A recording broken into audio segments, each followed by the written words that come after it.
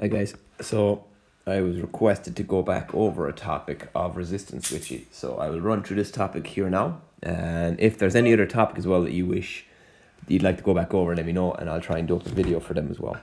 Alright, so resistance. Let me see. So we have 13 pages, 14 pages. Okay.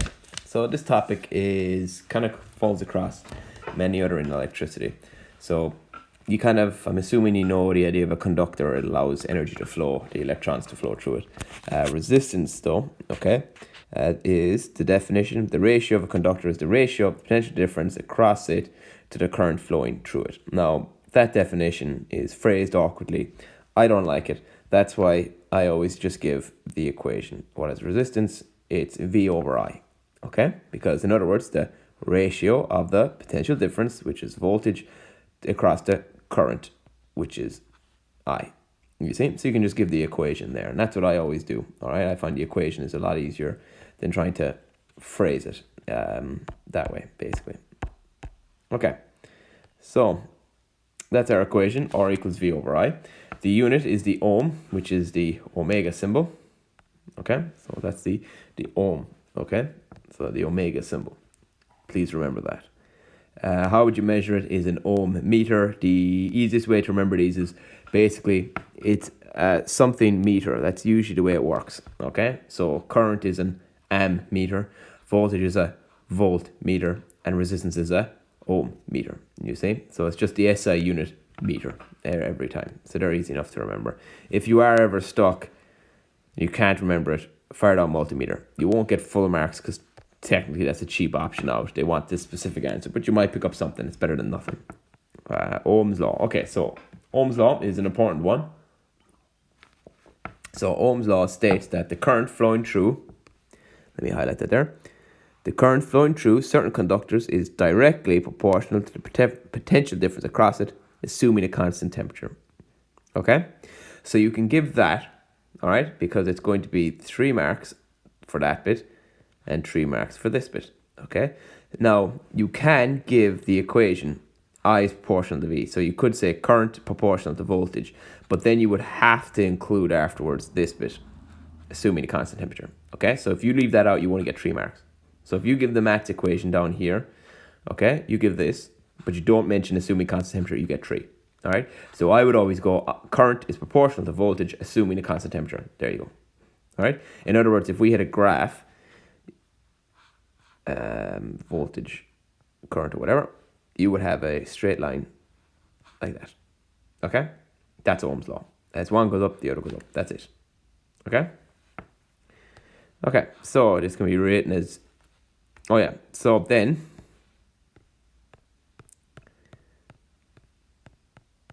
even though we already know that what resistance is, but we'll go through it anyway. Another way to look at it is this. You can say that if I is proportional to V, we need to bring in a constant, okay? So, of course, you could have your constant as I is equal to K and V, and K is equal to I over V. No, sorry, apologies, I'll do that the other way around, because we want it to be resistance, basically. So, IK equals V, K equals V over I. Okay, K equals V over I.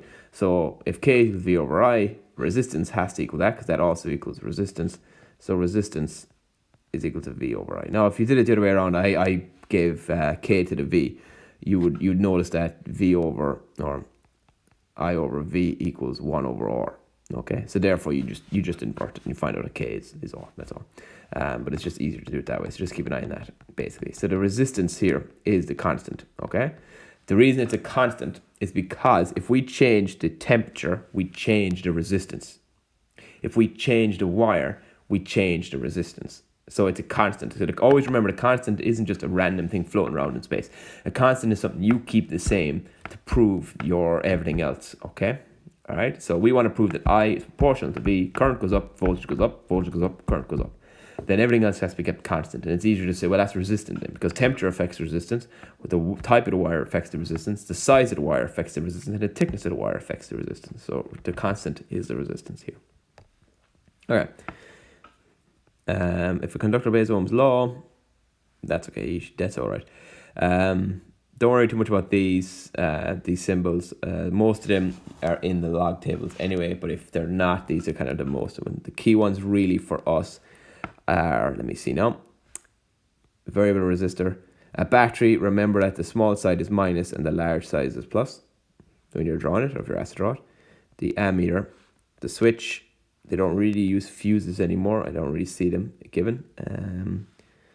The filament bulb, a galvanometer, a voltmeter, and single lamp power supply. Okay, that's kind of it. They're kind of the main ones that they'll throw into the exam.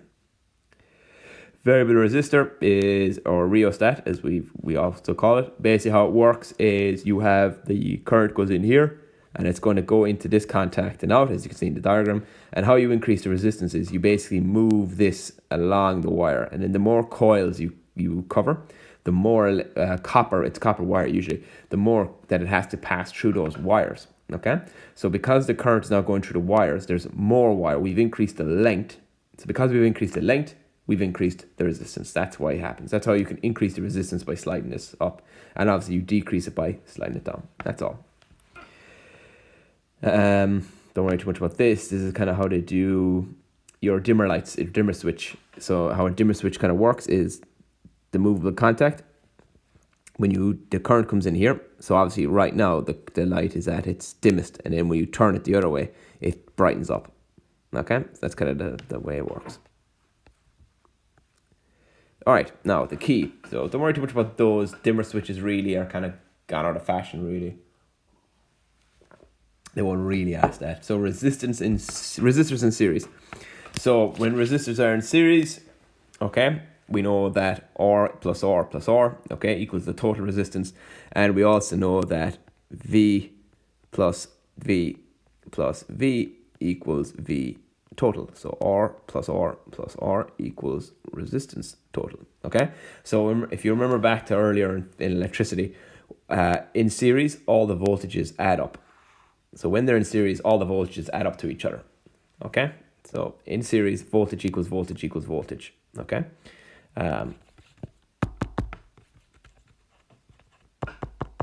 So sometimes this tablet works and sometimes it doesn't. All right. Okay. Now, the derivation you need to prove here is this one, that resistance is equal to R1 plus R2 plus R3 when in series. So they'll mention it. They'll go show that resistance in series add up to the total resistance, okay? And what you do is you say, okay, well, we have to start. Now, you're kind of in trouble here if you forget that we add up the voltages in series, okay? Excuse me. So if you forget that we add up the voltages in series, you're going to find it very hard to solve this. So that's what you have to remember. That's why I put in the diagram up there, V, V, V, okay? Once you remember that, though, you start with this. V total, V1 plus V2 plus V3. Go to the log tables or Ohm's law. V equals IR. So IR equals all of those. And the current divides across. Because in series, I equals I in series. Okay? So current equals current equals current. So when you're in series, all the current is the same.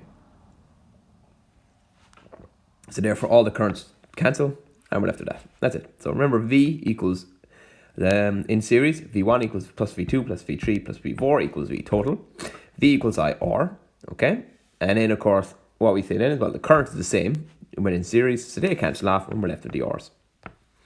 The second one is in parallel. Now, in parallel, it flips. So in parallel, I1 plus I2 plus I3, or 1 plus R2, or well, actually 1 over R1.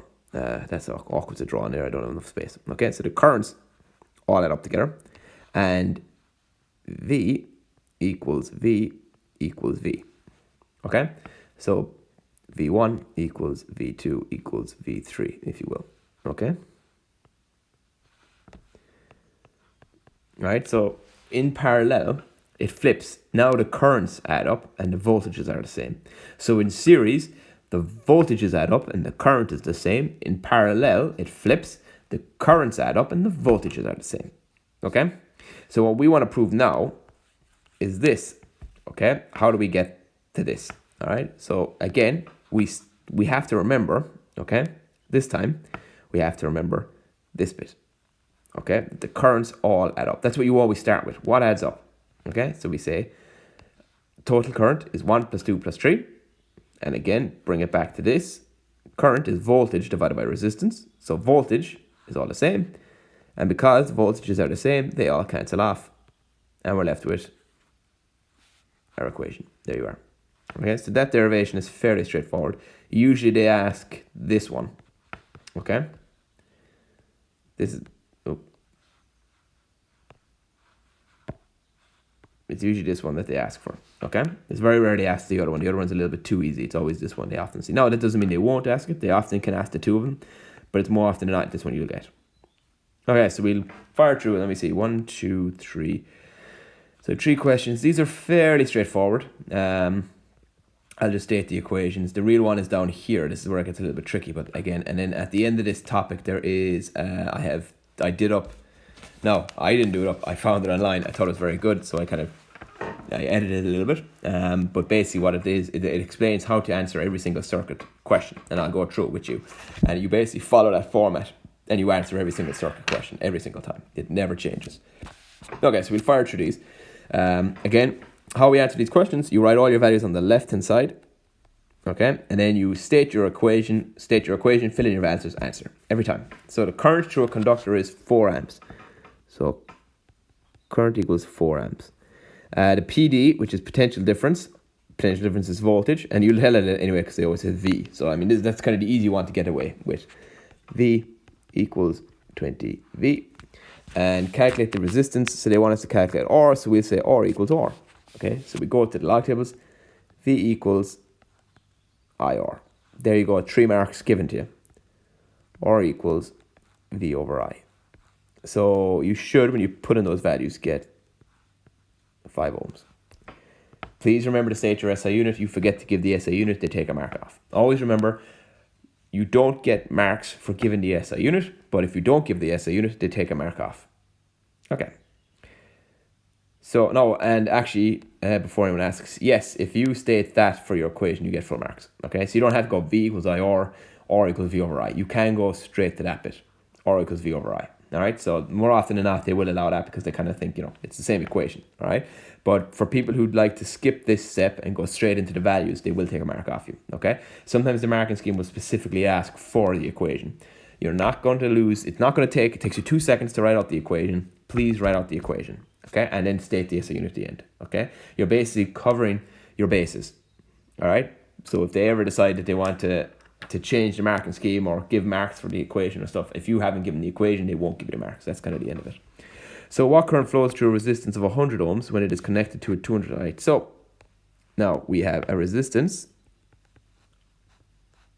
100 ohms, and the voltage, 230, and they're asking for current.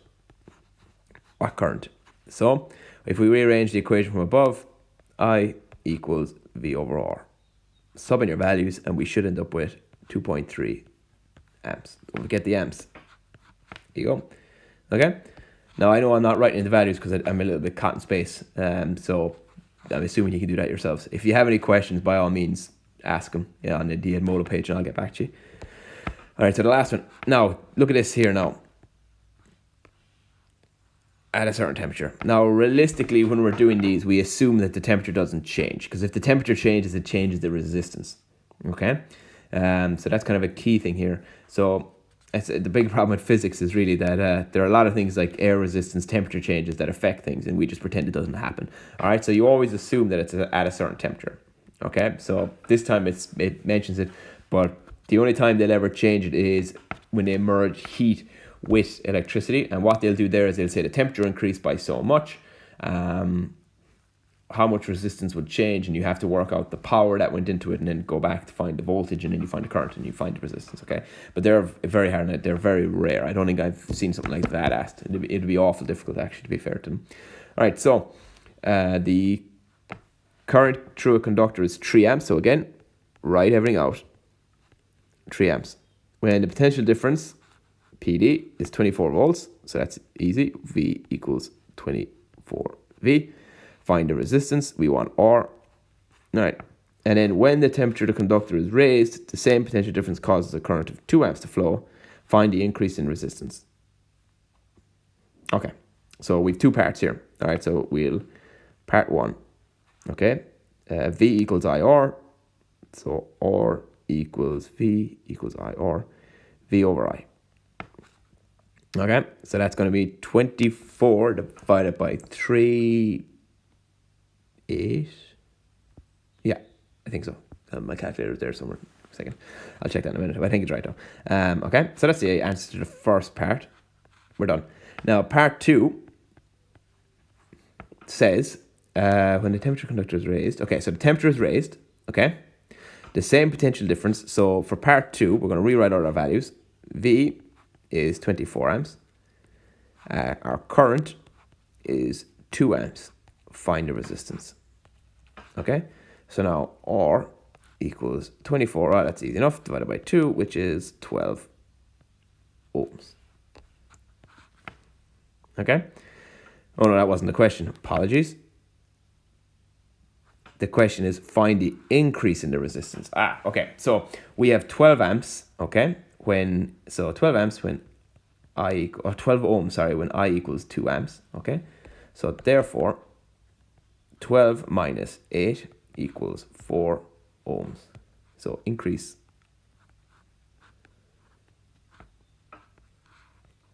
by 4 ohms. Okay, so I nearly moved on without answering the question. So that's why I always say, guys, I always do it because I have a memory of a fish. I will forget. Okay, I'll answer a question. I think this value looks great, and I move on without checking have I actually answered the question like I nearly did there. Okay, so whenever you think you've the answer got, 2 seconds. It only takes 2 seconds. Go back up to the question and check. Did you answer it? Reread the question. Did you answer what they wanted? And only when it's clear that you have, move on.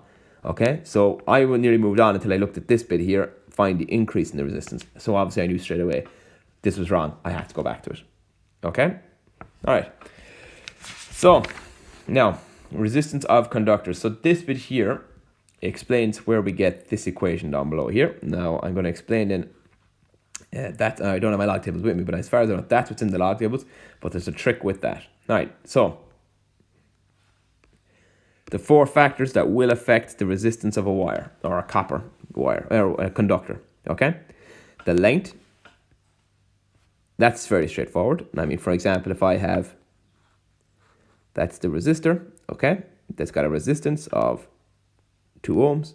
Well, if I slap another resistor on that of 2 ohms, well, now it's 4 ohms. And if I slap another resistance onto that, another 2 ohms, we now have 6 ohms, okay? Because you're increasing the amount of distance that it has to travel, okay? So the longer it has to travel, okay, the more likely it is to bounce off other particles that'll slow it down, okay? Because the electrons are flying through this copper pipe, I know you said, flying through this wire, okay? And the wire has particles in it, so the electrons are trying to get past those particles, and they're going to slow it up a bit. That's what resistance is. It slows up the current. Okay? Cross-sectional area. Okay? So with cross-sectional area, it does the opposite effect. I'm going to try and rub this out. No. All right? So the reason cross-sectional area works, okay? So if we've got, to draw it the other way now. So we got a wire of this thickness. Okay? That's the resistance. All right, that's the cross-sectional area. It's got a certain resistance, okay? Well, if you increase the wire, the size, okay, you actually drop the resistance. The resistance to this is less. Now, I know it's kind of confusing. You think, well, hang on a minute. How is increasing the area decreasing the resistance? Okay? Well, the reason for that, all right, is that now there's more space for the particles to move around, you see? If you've got a very, very thin, okay, wire, there's a lot less space for the particles to move. Whereas if you've got a very, very thick wire, there's a lot more space for the particles to move, and they can easily transport around it. Okay? So you increase the area, you decrease the resistance. Okay? The material now, that is, thank you very much for popping back up there. The material, of course, fairly self-explanatory. Silver is a better conductor than copper. But of course, we won't use silver because at the moment, people will break into your house and strip the walls of copper wires. So could you imagine if we put silver into wires, people would, they did attack every house in the neighborhood.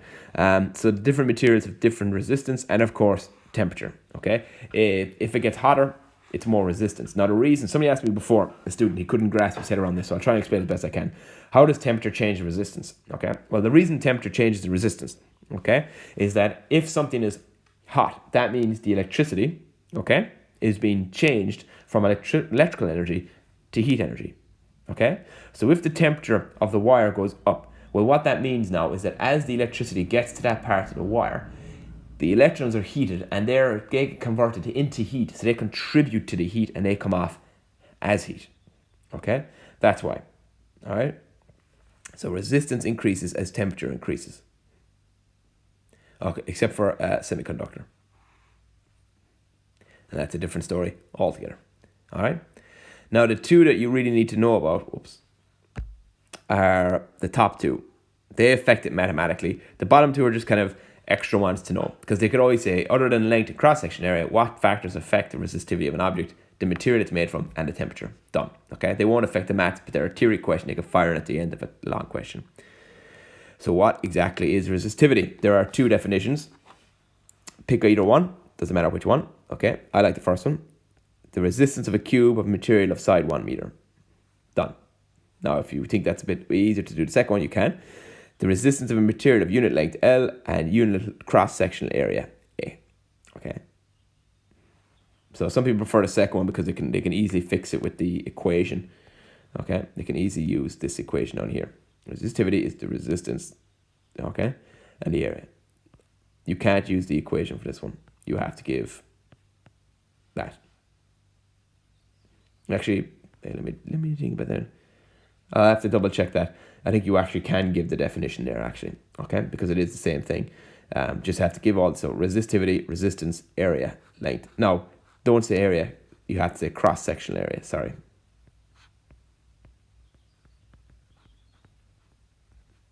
That's how they catch you. That's it. Okay. So it's not area, cross-sectional area. Does that make sense? Okay. Because if you say area, they'll take a mark off because they say, nope, that's incorrect. It's not the area. It's the cross-sectional area. So you can give the equation, but remember to say cross-sectional area. All right. The symbol for resistivity is rho, which I keep calling P because it looks like a P, but it is rho. Okay. And its unit is the ohm per meter. Okay, now where does that come from? Well, that's because our rho equals resistance times area over length.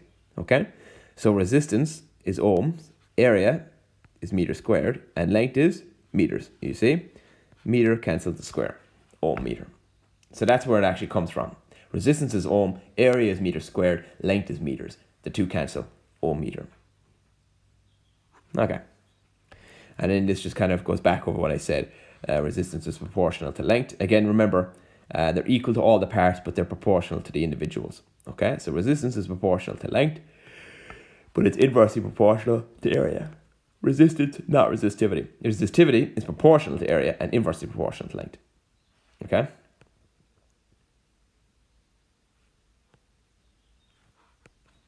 All right. Don't need as much more I can cover there. Now, what I'm going to do here, before I answer all these questions, is I'm going to skip ahead to problem 7. Okay? So, the conductor of length L, cross-sectional area, has a resistance R, then rho is given by this. Okay? Now, what I want to do is problem 7. So, I'm going to skip the problem 7 first, and I'll go back then. Okay? So, problem 7 is actually a maths question that you can get in the exams. Okay? So, a uniform wire of length L, diameter D, and resistivity rho has a circular cross-section. So we got to prove that resistivity is equal to this. Okay? So what do? We start with what we know. Rho equals RA over L. Okay? That's what we know. Now, in this equation, we want R, so that's gone. We want L. Okay, so we have R, we have L. So basically, we want pi d squared over 4. So we need to get rid of that. Okay, so we need to change that. Now, the question tells us circular cross-section. Now, most wires are circular as well. But anyway, circular cross-section. So what does the area equal then? It's the area of a circle. Okay. And what's the area of a circle? A equals pi r squared. Okay. So we're on the right track because that's the pi. We need pi in here. Now we need d squared over 4 though. So what's another way to say radius? Can anyone think? Give you a second there now. What's another way to say what is a radius? What is the radius? Radius is from the center of the circle to the edge of the circle. Correct, but what's another way to say the radius? Radius is diameter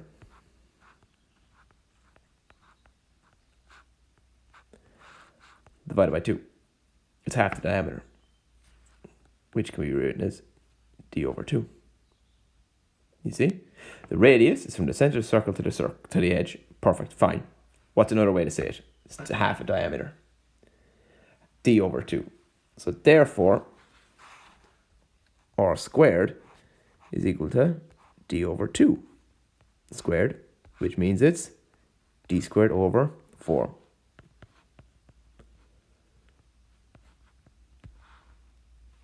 And we sub that in.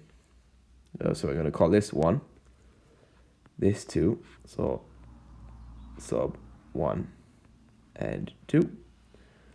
And we get rho equals r pi d squared over 4l. That equation you can use, okay? You can go straight to that equation. Now, you can of course figure it out. Like a lot of questions, they're going to ask you for the diameter of the wire, okay? And you're going to work out everything down to the area. And then you can sub it in and go, well, the area is this, and find the radius, and then multiply the radius by 2, yada, yada. And it takes time, but it's still doable. But it's a lot easier if you just go to this equation here. Rho equals r pi d squared over 4l. Now, again, I don't have my log tables with me. So I don't think this is in the log tables. I think this is the one you have to actually remember or work out, okay? I should have brought my log tables home, but some other student in the school decided that they wanted them more than I did, I suppose. So that's our equation, all right? So we'll go back up here and I'll do problem 4, 5, and 6, okay? So it can be asked in an exam, so it's an exam question, okay? So exam question, all right? They like to ask that one actually because it's a nice one. Prove, get this equation to become this equation. All right. Problem 4. So a piece of wire of uniform cross-sectional area, or cross-section, sorry, has a resistance of 28.2. So R equals 28.2 ohms. Length 89.2. Oh, that's centimeters. Sorry, apologies. So we got to convert centimeters. So 89.2 is 0.892 meters. Diameter is 0.22 millimeters. So the diameter is, I'm not even going to convert that. 0.22 by 10 to the minus 2, I think. Centimeters. Yeah, that's wrong. So centimeters to millimeters. Yeah, 3, minus 3. Because centimeters is minus 2, so that means millimeters has to be minus 3. Right. Now there's 2 ways to do this. I can do rho is equal to r pi d squared over 4 times l. Okay, so I can do that. All right. Now let's imagine you didn't remember that. Okay. So what we have to do is we know that rho equals r a over l. And again, circular. So a equals pi r squared. R is equal to 0.22 by 10 to the minus 3 divided by 2. Yeah, so we sub that in back up here.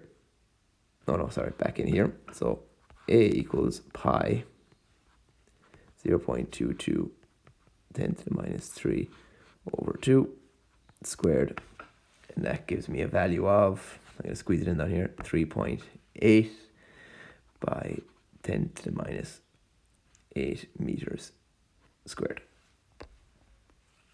Okay, 3.8 by 10 to the minus 8 meters squared. That's the area. Okay, so we sub that back into the top. So when we sub that value back in, we should find that rho equals 1.2 10 to the minus 6 ohm meters. That's what you get for rho. Okay, so rho equals RA over L. Well, what is A? A is pi r squared of a circle. What is R? It's half the diameter, so it's 0.22 by 10 to the minus 3 divided by 2. Slot that in. You get 3.8 by 10 to the minus 8. Slot that back in up above, and you get 1.2 by 10 to the minus 6. Okay? Now again, a bit scrappier. The other way is a bit easier. You sub it all in, but we're going to go work on a base that you forget that it's there. Okay? Which is fine. It can happen. All right? You don't necessarily need to go straight to that equation. Okay? You can do it this way too. So, problem 5. What is the length of wire? What length of wire, of circular cross-section radius? So, R equals 0.25 by 10 to the minus 3 meters converted. Resistivity, rho, 1.7 10 to the minus 8. That should be ohm meters there. There's a typo there. Is needed to make a resistance of R equals 12 ohms. Right, so what length of wire? So, rho equals RA over L. 3 marks. Now we got to get length, so we got to make it all this L the subject. So L equals RA over rho. And of course, what is A? A is pi r squared. You see, it's always that. It's always pi r squared. So when you sub in your values, you should get your length to be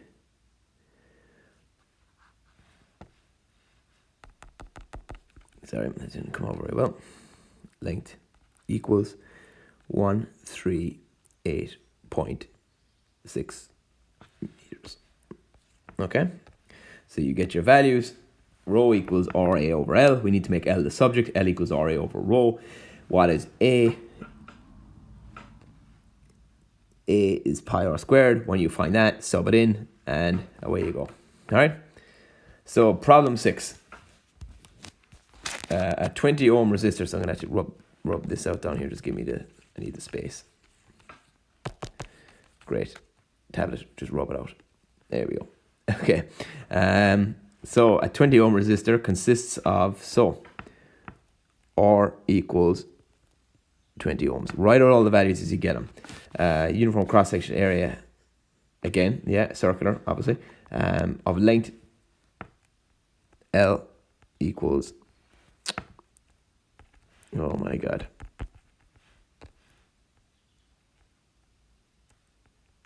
1.3 meters. If the resistivity of the material in the wire, rho, 1.3 10 to the minus 6 ohm meters. Calculate the diameter of the wire. See, now is where we need it. Now, you could get away with it. You could rearrange if you didn't remember the bottom bit. All right. You could go rho equals RA over L. Rearrange in terms of A. So we have the area. A is pi r squared. Okay. So you could get R and then multiply that by 2 and there's your diameter. So it's still doable. Now, it's a lot easier though if we use this equation. Rho equals R pi d squared over 4L.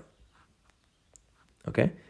Which means D should equal to, so let me see, we multiply across by 4L rho over R pi square root. And you fire all that in and we get 3.28 by 10 to the minus 4 meters.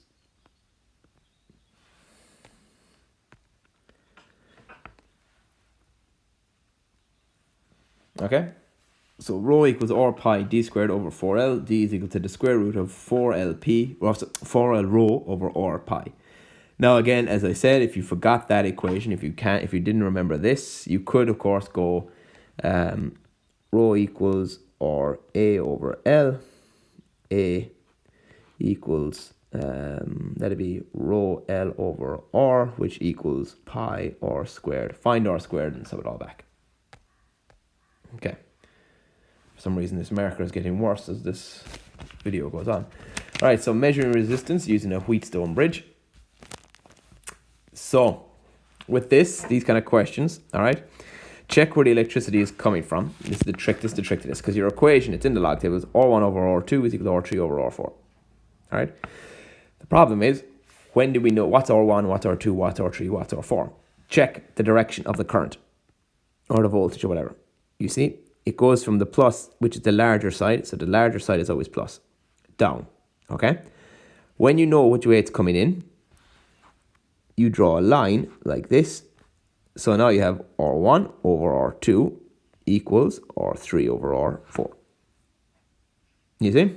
So no matter what way they draw it, you follow the current, okay, until you see where the current is entering our bridge, okay?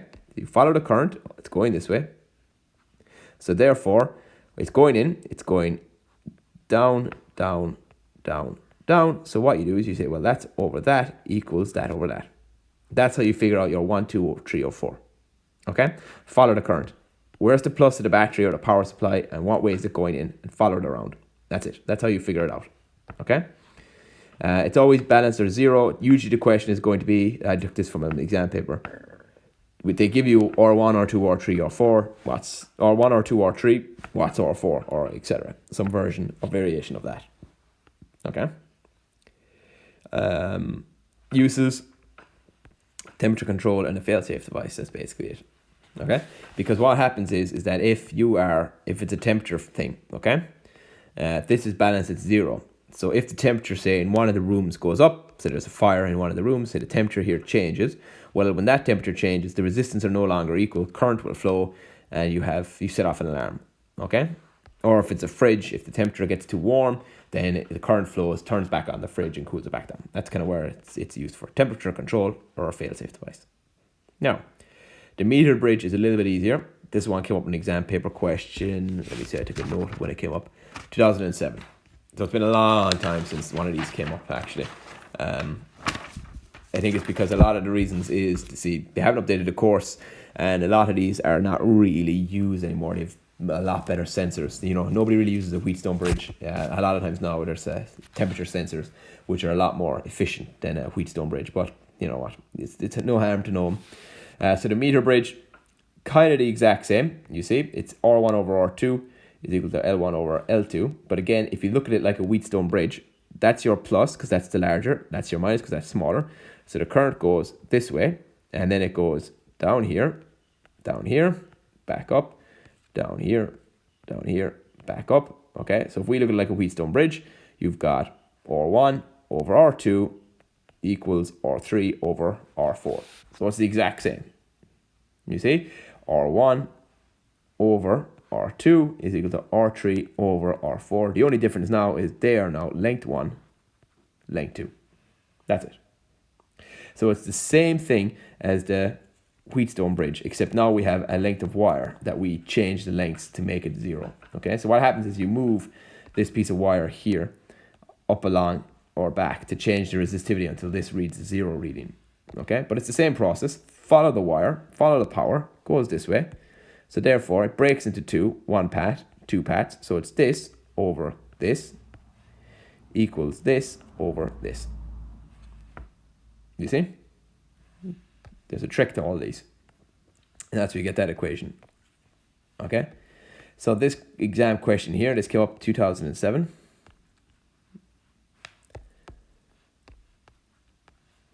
Okay?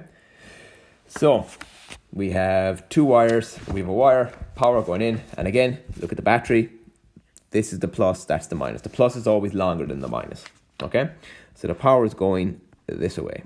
Okay? So it's then splitting this way and this way. Okay? So this is R1. That is R2. This would be R3 and R4, but obviously because we're dealing with this, it's L1, L2. You see? because we follow the wire. It's going this way.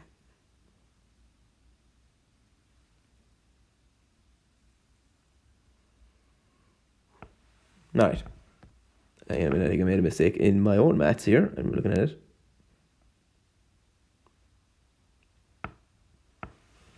Anyway, so we write up all our values.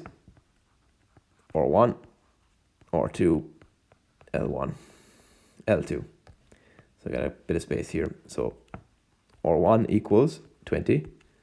R2 equals just R. L1 equals... Now we can actually leave these in millimeters because it's not going to affect the question if we change to meters or leave it in millimeters. So I'm just going to leave it as millimeters.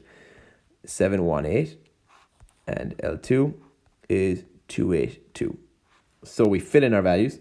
20 over R equals 718 over 282. We want R to be the subject, so we multiply up by R. So I'm going to multiply up by R, and then I'm going to divide down by 717 and multiply up by 282. So that's going to give me 20, 282 over 718. And when you fire that into the calculator, 7.86 ohms.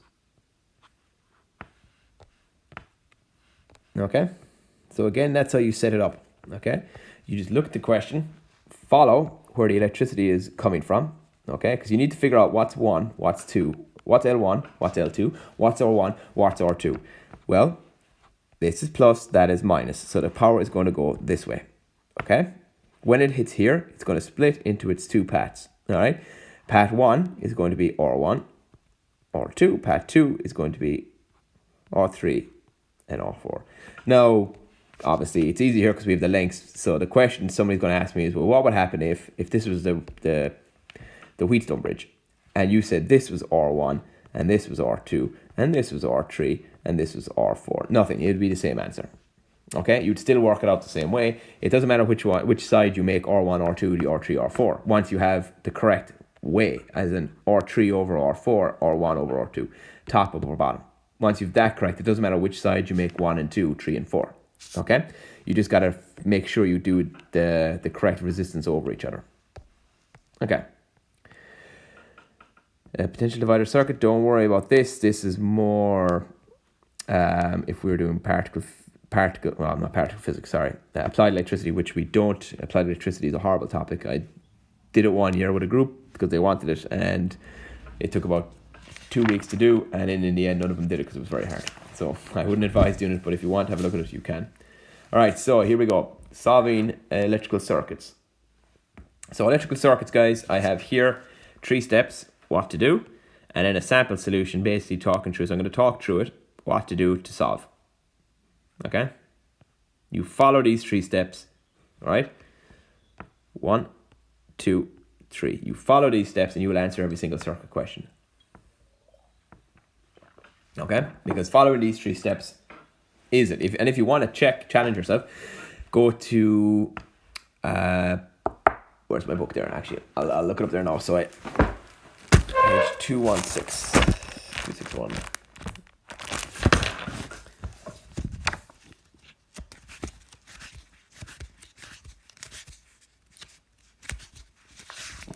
Okay, so page 261.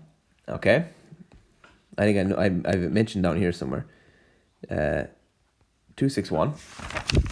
They have a few circuit questions there. You can challenge yourself on those, and I can't seem to see any other ones. Oh yeah, 271 is another page with a few circuit questions, and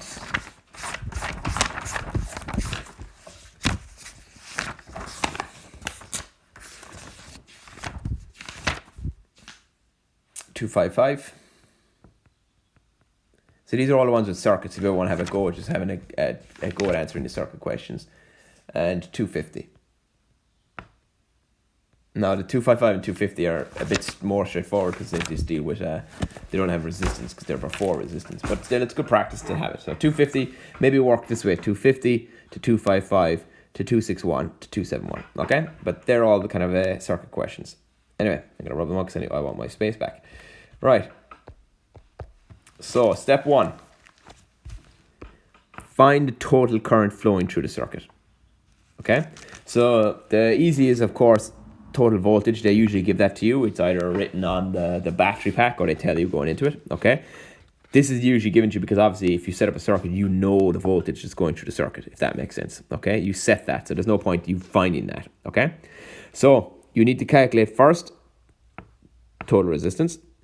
Okay, so of course what we do is you add the resistance in series and add the resistors in parallel. So in series, R1 plus R2, okay? In parallel, it's 1 over R total equals 1 over R1 plus 1 over R2, okay? So you get that, you get your answer here and then invert it and you're done, okay? So get your resistance in series, get your resistors in parallel. In series, you just add them together. In parallel, 1 over plus 1 over, okay? And then once you get all your resistors, you can find your current. Current is equal to voltage times divided by resistance. Okay? Now, step 2, this is what they always do. Look for the isolated resistor. There is always one resistor on its own. Okay? So, the total current flowing through this resistor is V equals IR. Okay? Because usually, so in series, in parallel, resistance R1 plus R2 plus R3 equals the R total. But in series, okay, so series, I equals I. Okay, so the resistance is the same throughout the whole thing. So for example here, all right, so the current here is equal to the current in here. Okay, because although that's a parallel circuit, that itself is treated as one resistance. So therefore the current through it is the same as the current everywhere else. Okay. All right, so we find the voltage then through the isolated resistor. There will always be resistors in parallel. Okay, so what you do is you subtract the voltage associated with the isolated resistor from the total voltage. So whatever we get here, we subtract it from the initial voltage up here. Okay, up here. And then you have the voltage left. Okay, and then all you do is voltage is a series in parallel and current is a series in parallel to solve. Okay, so the sample solution I have here, we have 12 volt battery, the bulb, which has a resistance of 4 ohms. Okay, we have a 10 ohm resistor, and then we have this in parallel. Okay, so follow the steps. Step 1, what's the total current in the system? Well, we have 12 volts, the total resistance. We have to find out the combined resistance of these in parallel, which of course gives us this, 1 over 15 plus 1 over 30. Okay, where's my calculator there? So 1 over 15 plus 1 over 30 would give you a value of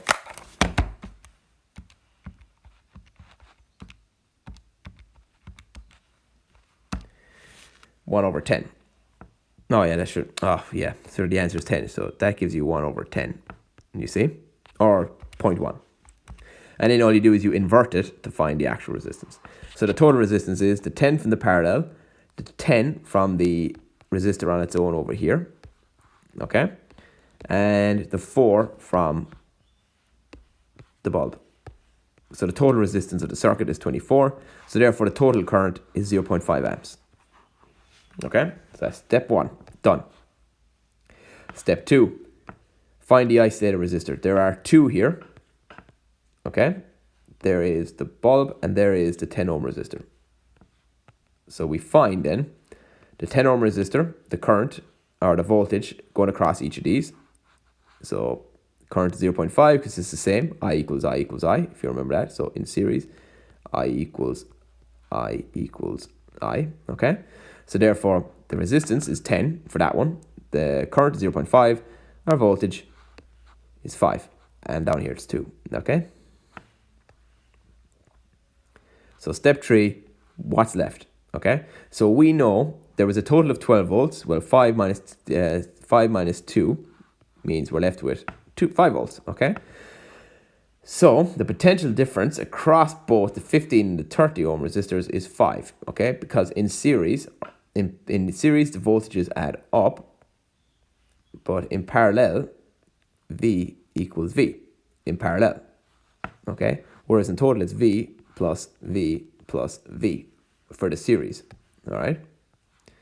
So if they're equal to each other, the question is, okay, calculate the current flowing through each resistor, which we've done, okay, for most. We just got to get the last one. So what we say then is, well, yeah, my tablet keeps jumping the screen for some reason. Current is V over R. So we know the resistor is 15, the current is 5, so we got 0.33 amps, 0.17.